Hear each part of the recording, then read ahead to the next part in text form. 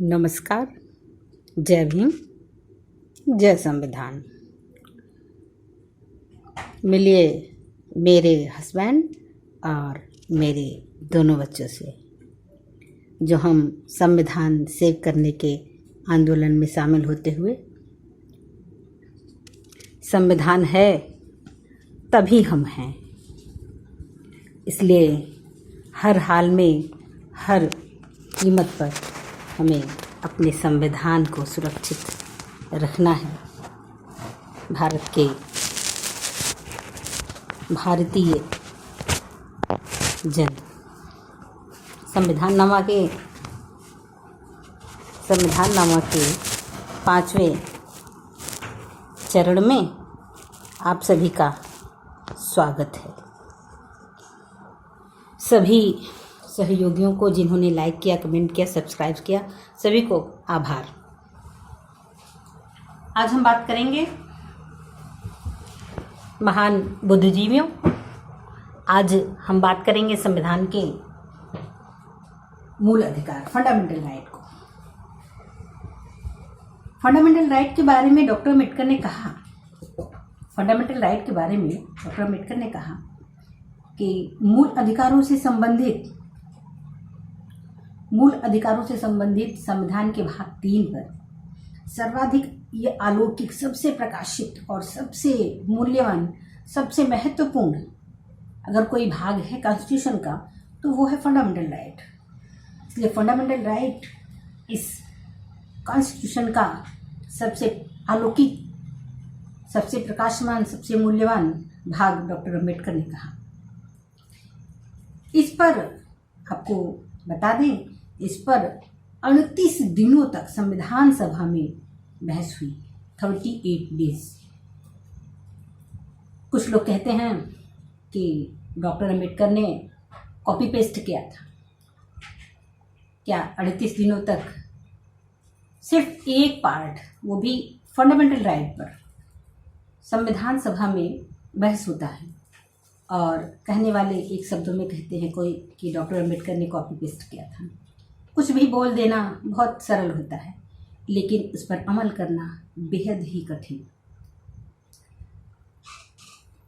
इसलिए हमारा मानना है कि कुछ बोलने से पहले हमें ज़रूर अध्ययन कर लेना चाहिए कि किस विषय पर हमें क्या बोलना है।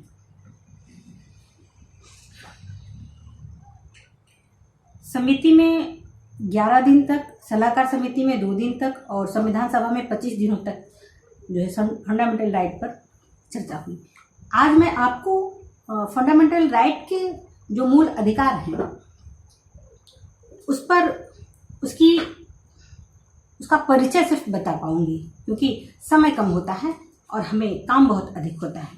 क्योंकि मैं सिर्फ बहुत महत्वपूर्ण बिंदु को उठाती हूँ, क्योंकि संविधान इतना बड़ा है, इतना विस्तृत है, इतने कम समय में इसे कवर कर पाना एक बहुत बड़ी चुनौती है और वो इतने कम समय में ये काम नहीं हो सकता। मैं सिर्फ वो पॉइंट आपको बता रही हूँ जिसे आपको बेसिक जानकारी कॉन्स्टिट्यूशन की हो और आप अध्ययन कर सकें। सुनिए, मूलभूत अधिकार एक महत्वपूर्ण टॉपिक है। इस पर संविधान का भाग 3 जिसमें मूल अधिकार का उल्लेख है, संविधान के भाग 3 में मूल अधिकार का उल्लेख है। हम आपसे कुछ जानना चाह रहे हैं। प्रश्न हमारा है, क्या आप जानते हैं मूल अधिकार क्या होता है? क्या आप जानते हैं मूल अधिकार क्या होता है? आपको जानना चाहिए। एक जागरूक जिम्मेदार नागरिक को अपने मूल अधिकार की जानकारी होनी चाहिए। एक जागरूक और जिम्मेदार नागरिक को अपने फंडामेंटल राइट की जानकारी होनी चाहिए। मूल अधिकार एक प्राकृतिक नैसर्गिक अधिकार है। मूल अधिकार एक प्राकृतिक और नैसर्गिक अधिकार है जो नागरिकों के बौद्धिक, नैतिक, आध्यात्मिक, ध्यान दें बंधुओं, बौद्धिक, नैतिक, आध्यात्मिक, वैज्ञानिक, इन सभी गुणों के विकास के लिए फंडामेंटल राइट की बहुत ही आवश्यकता होती है। ये फंडामेंटल राइट के बिना कोई भी विकास आपका नहीं हो सकता है। यह आवश्यक ही नहीं बल्कि विकास के लिए अति आवश्यक राइट्स हैं। ध्यान दें, मूल अधिकारों के अभाव में किसी व्यक्ति का बहुमुखी विकास संभव ही नहीं है। मूल अधिकारों के अधिकार के बिना विकास का कोई अस्तित्व ही नहीं है। भारतीय संविधान की एक प्रमुख विशेषता है कि वह जनता के मूल अधिकारों की घोषणा करता है। भारतीय संविधान प्रमुख अधिकारों की ये विशेषता है कि मूल अधिकारों की वो घोषणा करता है। विश्व के सभी संविधानों में सबसे विस्तृत, विश्व के लिखित संविधानों में सबसे विस्तृत मूल अधिकार की चर्चा, मूल अधिकार के बारे में लिखित कहीं अगर सबसे अधिक बात की गई है तो वो हमारे भारतीय संविधान मूल अधिकार की बात की गई है। संविधान के भाग 3 को भारत का अधिकार पत्र, मैग्ना कार्टा कहा जाता है। भारत का अधिकार पत्र कहा जाता है। ये मैग्ना कार्टा क्या होता है? मैग्ना कार्टा के बारे में मैं आपको संक्षिप्त जानकारी देती हूँ। यह कहाँ से आया? मैग्ना कार्टा क्या होता है? मैग्ना कार्टा अधिकार पत्र मूल अधिकारों की संबंधित प्रथम लिखित दस्तावेज है। मैग्ना कार्टा प्रथम मूल अधिकारों का लिखित दस्तावेज है और इसे मूलभूत अधिकारों का जन्मदाता कहा जाता है। इतिहास बताता है इसी मैग्ना कार्टा के द्वारा अंग्रेजों ने सन 1215 में इंग्लैंड के सम्राट जॉन नागरिकों के मूल अधिकारों की सुरक्षा को प्राप्त किया था। इस प्रकार अमेरिका के संविधान में बिल ऑफ राइट्स के नाम से मैग्ना कार्टा को जाना जाता है और अमेरिका और फ्रांस के मूल अधिकारों को नेचुरल और अप्रतिदेय अधिकारों के रूप में माना जाता है।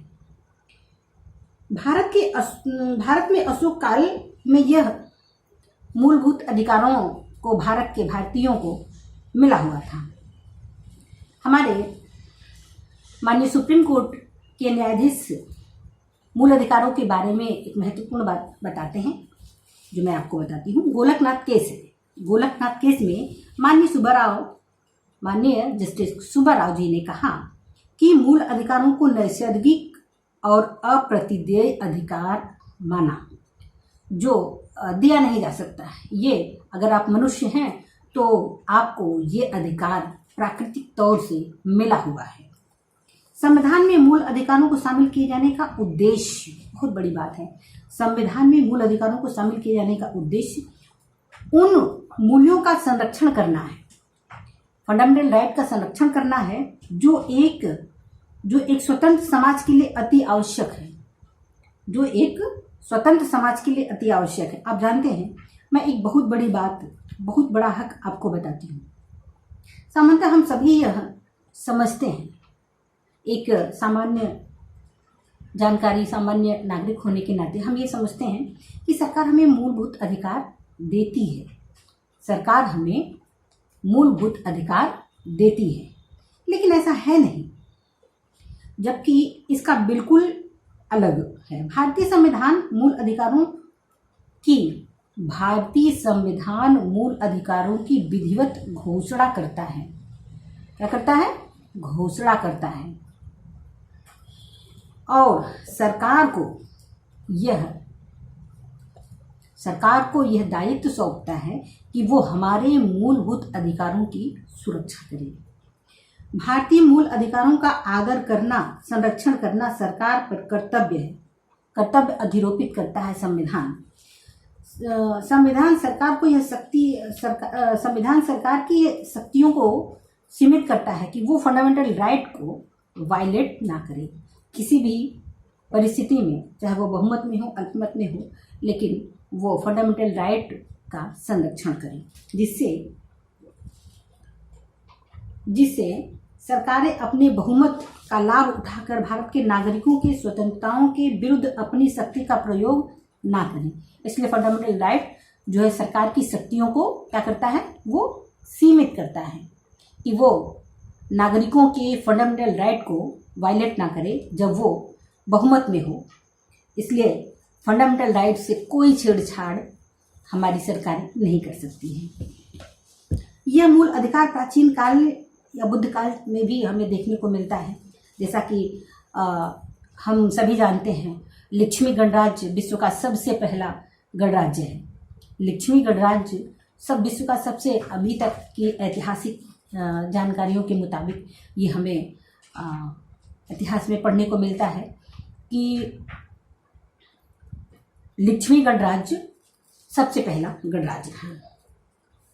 इन अधिकारों को रखने का तात्पर्य यह था, फंडामेंटल राइट रखने का तात्पर्य यह है कि जो है हमारे भारत में, हमारे देश में रूल ऑफ लॉ, जो प्रोफेसर डाइसी बताते हैं, रूल ऑफ लॉ को जो है रूल ऑफ लॉ का शासन हो। 2 उदाहरण मैं आपको देती हूँ। मेनका गांधी वर्सेस भारत संघ एक केस है। मेनका गांधी वर्सेस भारत संघ में बाद में न्यायाधीश PM भगवती सर ने इस केस में अधिरोपित किया कि इन मूल अधिकारों का उद्गम, फंडामेंटल राइट का उद्गम स्वतंत्रता का संघर्ष है।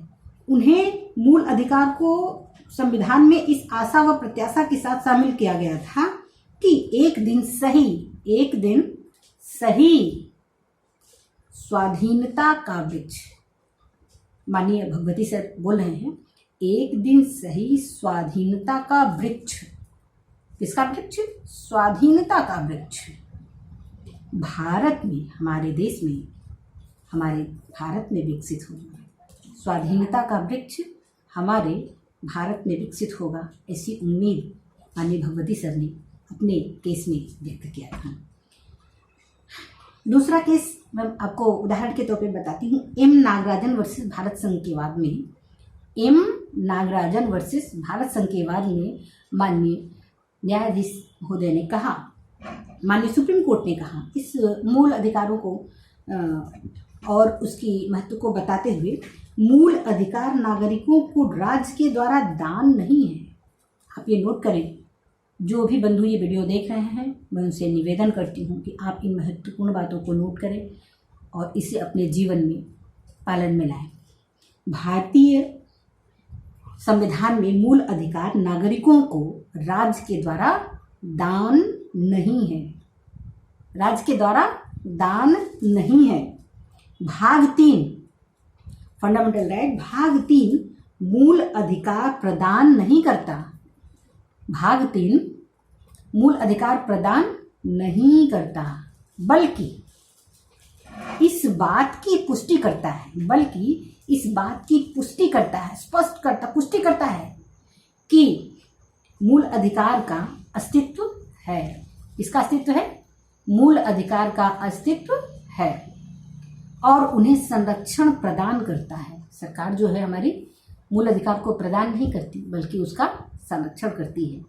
किसी भी संविधान के बिना भी व्यक्ति को, आपको यह जानकारी होनी चाहिए, हमारे भारत के प्रिय नागरिक, हमारे भारत के आमजन, हमारे भारत की महिलाएं, हमारे भारत की बच्चियां, बेटियां, हमारे बेटे, आप सभी से ये मेरा निवेदन है, मेरी अपील है कि आप इन बातों को पढ़ें, आप इन बातों को जानें कि किसी संविधान के बिना भी व्यक्ति का मूल अधिकार बना हुआ है, मूल अधिकार उसे प्राप्त है, क्योंकि आप मनुष्य हैं, आप मनुष्य जनरेशन में हैं। इसलिए ये अधिकार सरकार के द्वारा दिया नहीं, बल्कि संविधान इसकी पुष्टि करता है और सरकार इस अधिकारों को संरक्षित करती है।